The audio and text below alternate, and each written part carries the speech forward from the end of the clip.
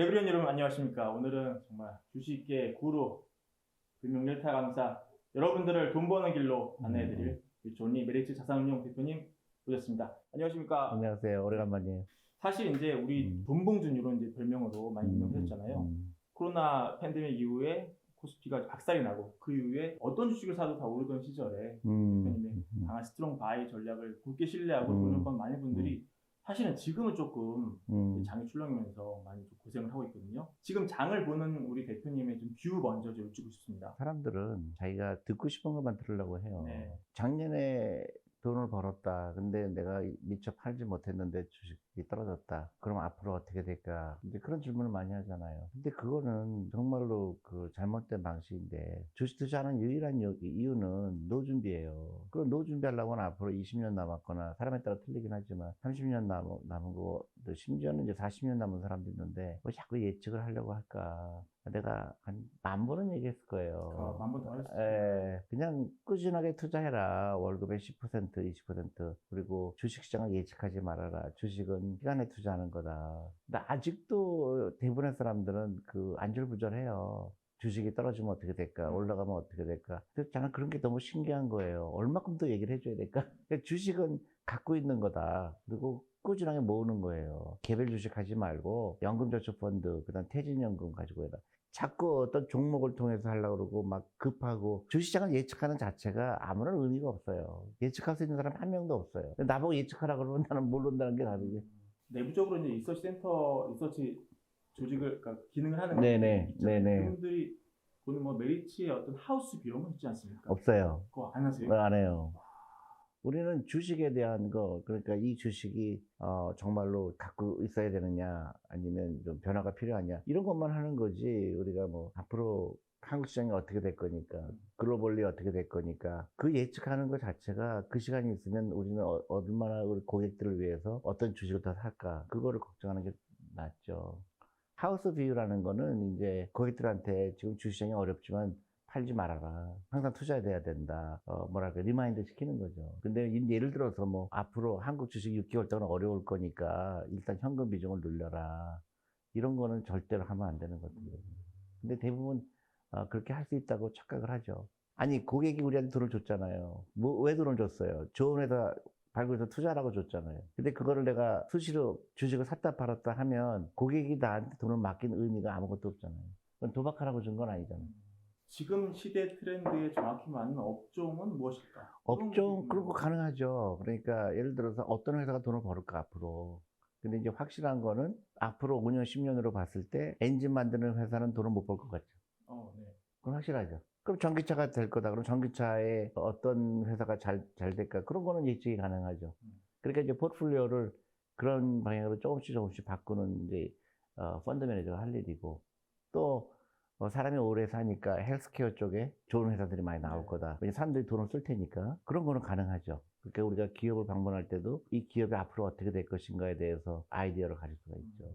근데 이제 시장이 뭐 코스피가 2,700이 될 건지 3,000이 될 건지 2,800이 될 건지 그걸 맞추는 것도 의미가 없고, 맞춰서 어떡할 거예요? 나하고 돈 버는 거가 무슨 상관이가 있어요?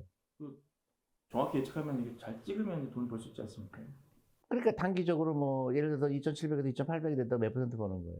미미한. 무의미한 거예요. 그 가만히 생각해보면 근데 그걸 알아서 뭐 하지? 근데 사람들은 이제 그 변동성을 아는 거를 투자라고 착각을 하는 거죠. 그럼 이 적립식 투자를 할 때요. 어떤 분들은 뭐 예를 들어서 뭐 코스피 200이나 나스닥 ETF 이런 거 그냥 어떤 분들은 조금 더 어그레시브하게 이렇게 본인이 실력 시장을 해가지고 투자할 수 있지 않습니까? 그럼 이런 거를 좀 더 나은 포트폴리오로 계속 갈아타기 위해서 이런 거에서 어떤 좀 팁을 좀 주실 수 있어요? 그러니까 제가 얘기하는 거는 자기만의 투자 철학이 중요해요. 남 얘기 듣지 마시고, 첫 번째 순서가 있어요. 자기 퇴직연금이 투자가 되고 있는지 주식이. 두 번째 이제 연금저축펀드 굉장히 좋은 제도예요. 1,800만 원까지 채우도록 노력하라. 그 다음에 이제 그거 말고 일반 펀드에 투자하고 싶다. 그 안에 이제 퇴직연금이라든가 연금저축펀드 안에서 뭐 미국 주식 살 수도 있고, 아니면 인덱스 펀드 살 수 있고, 뭐 다양하죠. ETF 살 수도 있고. 그렇죠. 그거는 이제 자기의 그런 성향이죠. 그 선호도. 어느 게 좋다 나쁘다 떠나서.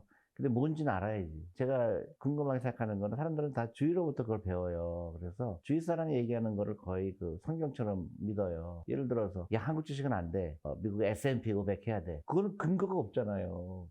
아니 그걸 알면은 다 부자 되게. 그래서 우리 메리츠 스몰캡 펀드가 있거든요. 네. 작은 회사에 투자하는 펀드. S&P 500보다 훨씬 더 초과 수익이 났어요.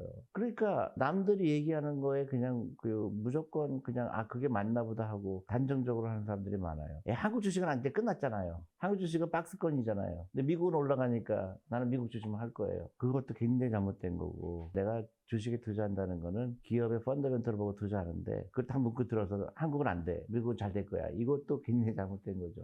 최근에 미국 더 많이 빠졌죠. 근데 다시 또 이제 회복하긴 했지만 그 짧은 기간에 그거를 예측하는 거를 절대로 하면 안 된다. 근데 이제 많은 유튜브를 보면 뭐 5월 달부터 상승기다. 4월 달부터 반등할 거다. 그런 거는 절대로 신뢰할 수가 없죠. 업종 포트폴리오를 잘 이렇게 좀 리밸런싱하는 개인 투자자 입장에서 잘 모르는 그러니까 개인 투자가들은 예를 들어서 내가 어떤 산업을 좋아해서 사는 것보다 내가 한 10개를 골랐는데 이것도 고르고 저것도 고르고 내 나름대로 좋다고 생각하는 거 골랐는데 결과적으로 다시 계산해 보니까 성장주가 몇 퍼센트고 뭐 테크놀로지가 몇 퍼센트고 뭐 이런 거 이럴 수는 있죠. 근데 이제 우리는 바텀업이에요. 바텀업은 우리가 찾아다니면서 좋은 회사를 골라서 그거를 초대했더니 결과적으로 이렇게 퍼센테이지가 되더라. 예를 들어서 플랫폼 비즈니스라든가 헬스케어 그런 거를 많이 글로벌하게 씹었죠. 그렇다고 해서 우리가 위에서 내려서 한 건 아니에요. 그리고 자꾸 포트폴리오 리밸런싱 하려고 할 필요 없어요. 이제 주식을 팔 때가 리밸런싱을 위해서 파는 게 아니고 계속 새로운 회사가 나오잖아요. 내가 10개 회사를 갖고 있는데 너무 사고 싶은 회사가 나타났어요. IPO든지 아니면 뭐 주식 가격이 폭락을 했든지 너무나 갖고 싶었는데 회사가 나타난 거죠. 그러면 기존에 있는 거 좀 팔아야 되잖아요. 그거를 이제 굳이 리밸런싱하면 리밸런싱이지. 그게 갑자기 일어나는 게 아니라 꾸준하게 일어나는 거예요. 세상이 갑자기 바뀌지 않잖아요. 네. 그러니까 앞으로 봤을 때 경쟁력이 없어지는 건 도태가 되는 거고 또 이제 새로운 기업이 나타났을 때 그거를 팔고 이거를 사다 보니까 한 5년 되니까 완전히 다른 회사가 돼 있는 거예요. 내 포트폴리오. 그러면 이 새로운 종목을 편입할 때 기본적으로 주식에서 많이 쓰는 지표가 있지 않습니까? 뭐 PBR도 있고, PR 있고, EV, EBITDA도 있고. 근데 이런 성장하는 기업들, 뭐 바이오나 전기차 이런 거는 이런 올드한 지표로는 이게 손이 안 간단 말이죠. 이런 거는 뭘 좀 아니에요. 그러니까 이 회사의 진정한 가치가 뭐냐. 그거를 사람마다 다른 것 뿐이에요. 뭐 예를 들어서 테슬라 같은 경우에는 한동안 다 적자였잖아요. 그럼요. 근데 왜 그렇게 할까? 전기 자동차에서는 테슬라를 이기기 쉽지 않을 것 같다. 세월이 지나면 알겠지. 그렇지만 그 테슬라의 가치를 두는 이유는 이 회사가 정말로 성장성이 높구나. 그거는 맞다 틀리다가 아니라 사람의 생각이죠. 네, 메리츠 운영의 이 매니저분들도 이 성장한 주식을 담는 펀드가 있잖아요. 그렇죠. 이런 분들은 그러면 주로 많이 보는 지표 나오시고 이런 게 있을까요? 지표는 이제 그거죠. 이제 패그 레이쇼라고 그래서 그 퍼를 성장률로 나눠요. 그러니까 예를 들어서 100이다. 퍼가. 성장률이 뭐 1년에 뭐 50% 늘어난다. 그러면 비싼 게 아니죠. 50은 나누니까. 우리가 테크놀로지 펀드, 그러니까 아시아 테크 펀드를 만든 이유가 그거예요. 뭐 아마존이라든지 애플이라든지 구글이라든지 이런 것만 알잖아요. 예. 근데 실제로 그 구동을 가능하게 하는 거는 보이지 않는 회사들이 있거든요. B2B 회사들. 그런 회사들은 대부분 아시아에 있어요. 애플은 제조업을 안 하잖아요. 전부 다 박스콘이라는 회사가 하잖아요. 점점 아시아 회사들의 테크놀로지가 하루아침에 바꿀 수 있는 게 아니거든요. 그래서 시간이 지나면서 이런 아시아 회사들이 굉장히 경쟁력이 생긴 거예요. 거기에 우리가 주목해서 그 회사들 굉장히 성장성이 높을 것 같다. 그래서 우리가 그 펀드를 만든 거죠. 정권 교체에 따른 어떤 뭐 한국 주식의 업종별 희비 이런 것도 좀 있지. 그런 건 없어요. 전반적인 주식시장에 대한 비유. 근데 그런 거는 내가 볼 때 그렇게 어느 정권이 돼도 그렇게 크게 달라질 것 같지는 않아요. 어떤 정책을 쓴다고 해서 그게 뭐 갑자기 막 그게 호황이 되고 그러는 게 아니거든요. 시간이 걸리는 일이고 센티멘탈은 뭐 그럴 수 있겠지만 그게 전체 시장에서 차지하는 그 비중은 굉장히 미미해요.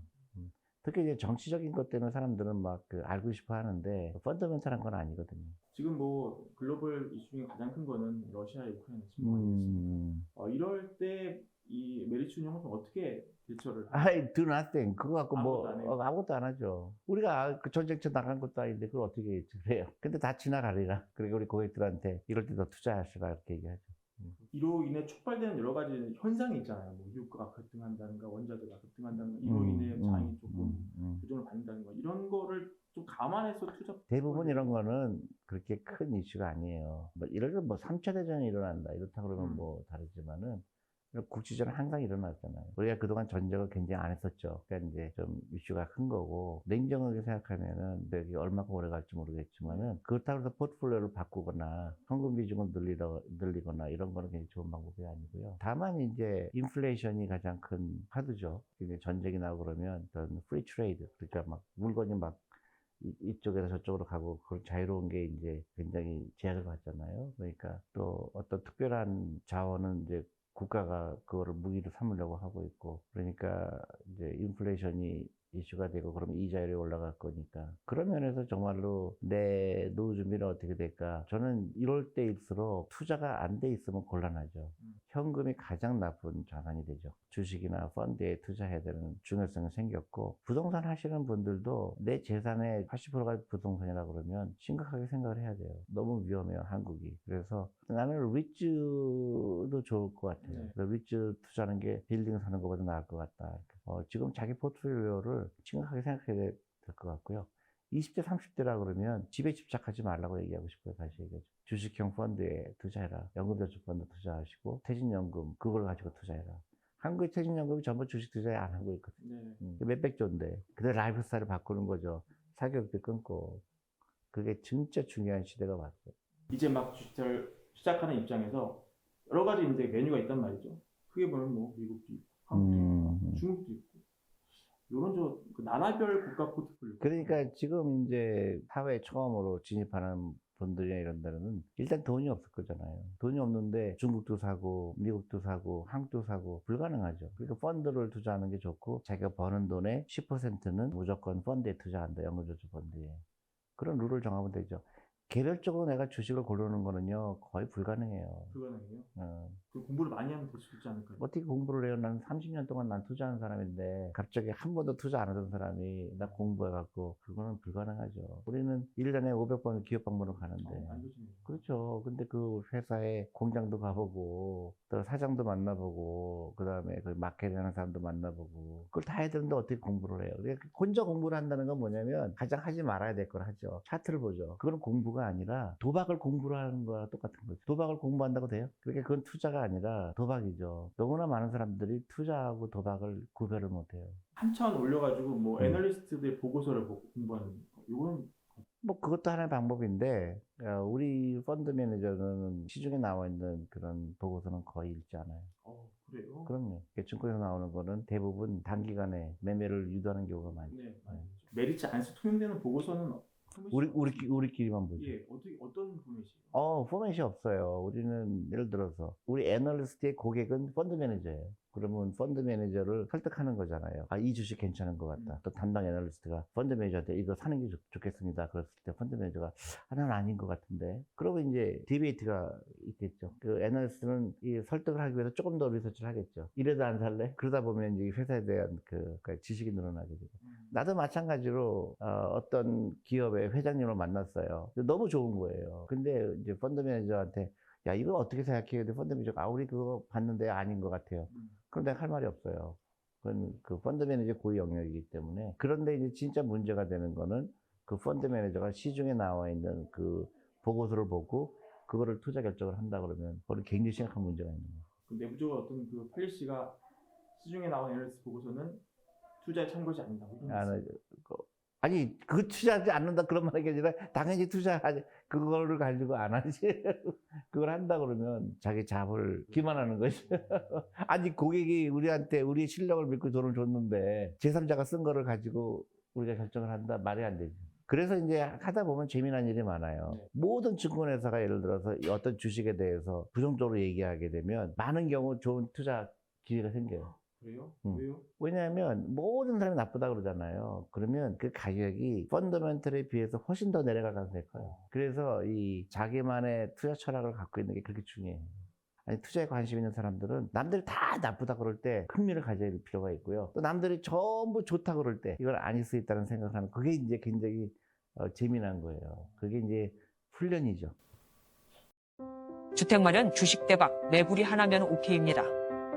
매불이 구독 누르시면 부자 됩니다. 좋아요 누르시면 더 부자 됩니다.